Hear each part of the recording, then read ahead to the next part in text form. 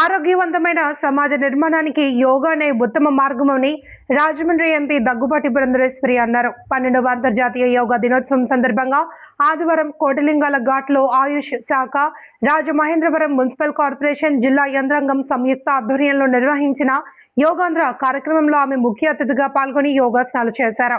ఈ సందర్భంగా ఎంపీ దగ్గుబాటి పురంధరేశ్వరి మాట్లాడుతూ ప్రజలందరికీ అంతర్జాతీయ యోగా దినోత్సవ శుభాకాంక్షలు తెలిపారు. ప్రధానమంత్రి నరేంద్ర మోడీ ప్రతిపాదనతో ఐక్యరాజ్య సమితి 2014లో జూన్ 21ని అంతర్జాతీయ యోగా దినోత్సవంగా ప్రకటించింది అని గుర్తు చేశారు. భారతీయ సంస్కృతికి ప్రతీకైన యోగా ప్రపంచ వ్యాప్తంగా ఆరోగ్యకరమైన జీవనశైలికి మార్గదర్శకంగా నిలుస్తోంది అని అన్నారు. జిల్లా నలుమూలల నుండి వచ్చిన యోగా సాధకులు, విద్యార్థులు, ప్రభుత్వ ఉద్యోగులు, వివిధ స్వచ్ఛంద సంస్థల ప్రతినిధులు సామూహికంగా యోగాసనాలు వేయడం ఆకట్టుకుంది. జిల్లా కలెక్టర్ కీర్తి చేకూరి మాట్లాడుతూ యోగా సర్వరోగ నివారణగా పనిచేస్తుంది అని, ప్రతిరోజు 45 నిమిషాలతో యోగా సాధన చేస్తే శారీరక, మానసిక ఆరోగ్యం మెరుగుపడుతుంది అని అన్నారు. అర్బన్ ఎమ్మెల్యే ఆదిరెడ్డి శ్రీనివాస్ మాట్లాడుతూ విద్యార్థుల్లో మానసిక స్థైర్యం, ఏకాగ్రత పెంపొందించడంలో యోగా అభ్యాసం కీలకమని తెలిపారు. చేతులతో నడుము మొత్తం పైకి తీసుకొచ్చి రిలీజ్. త్రికోణ ఆసన, ట్రయాంగిల్ పోజ్. నా స్లోలీ కమ్ అప్. అమ్మా ఎవరు స్లిప్ అవ్వకుండా చూసుకోండి. పాదాలందరూ కుడివైపు పెట్టుకుని, ఇప్పుడు అందరం కూడా నెమ్మదిగా ఎడమ వైపుకి ఒకేసారి bend on to your left. 3, 2, 1 slowly come all the way up. Asanas కూడా ఇదే. నెక్స్ట్ ప్రాణాయామం. Arms up. అందరు చేతులు స్ట్రైట్, సాధ్యమైనంత వరకు సార్ కొంచెం కింద పెట్టుకోండి, పర్వాలేదు. అని స్పీడ్ గా చేస్తాం. అందరికీ అంతర్జాతీయ యోగా దినోత్సవ సందర్భంగా అందరికీ నా శుభాకాంక్షలు నేను తెలియజేస్తున్నాను.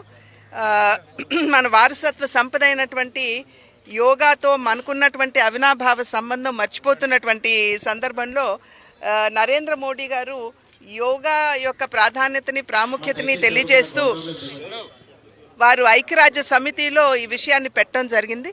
పెట్టడం మాత్రమే కాకుండా ప్రపంచం అంతా కూడా యోగా యొక్క గొప్పతనాన్ని గుర్తించి యోగా దినోత్సవాన్ని జరుపుకోవాలి అని చెప్పి వారు అభ్యర్థించినప్పుడు దగ్గర 177 దేశాలు ఇవాళ ప్రపంచ వ్యాప్తంగా కూడా జూన్ 21వ తేదీన యోగా దినోత్సవం చేసుకోవటం జరుగుతుంది. ఇది ఒక రకంగా కేవలం మనకున్నటువంటి సాంస్కృతిక వారసత్వ సంపదని మనం గుర్తించడం మాత్రమే కాకుండా ఒక ఆరోగ్యవంతమైనటువంటి భారతదేశ నిర్మాణానికి పునాది వేసేటువంటి కార్యక్రమం ఇది. మనం చూసినట్లయితే యోగా కేవలం శరీర దారుఢ్యం మాత్రమే కాకుండా మనకి మానసిక శాంతిని, అదేవిధంగా మనకు కావలసినటువంటి ఆ బ్యాలెన్స్ని మనకి తప్పకుండా అందించేటువంటి ఒక గొప్ప ప్రక్రియ. ఇవాళ చూసినట్లయితే దగ్గర 500 మంది విద్యార్థులు ఇవాళ ఇక్కడికి వచ్చి ఇక్కడ ఈ యోగాలో పాల్గొనడం జరిగింది. ఇది కేవలం ఒక దినం చేసేటువంటి కార్యక్రమంగా మాత్రమే కాకుండా ఇది దినచర్యలో భాగం చేసుకోవాలి అని చెప్పి అందరినీ కూడా కోరుతూ, కేవలం మన జిల్లా మాత్రమే కాదు, మన రాష్ట్రం మాత్రమే కాదు, దేశంలో ఉన్నటువంటి వారందరికీ కూడా అంతర్జాతీయ యోగా దినోత్సవ సందర్భంగా అందరికీ నా శుభాకాంక్షలు తెలియజేస్తున్నాను. ప్రపంచ దేశాలతో యుఎన్ఓలో ఇంటర్నేషనల్గా ఆమోదించినటువంటి పెద్దలు శ్రీ నరేంద్ర మోడీ గారు. వాస్తవంగా భారతదేశాన్ని విశ్వగురు స్థానానికి తీసుకువెడతామని చెప్తూ ఉంటాం. విశ్వగురు స్థానానికి తీసుకువెళ్ళడం ఏంటి? విశ్వం అంటే ప్రపంచానికి తీసుకువెళ్ళాలని భారతదేశాన్ని.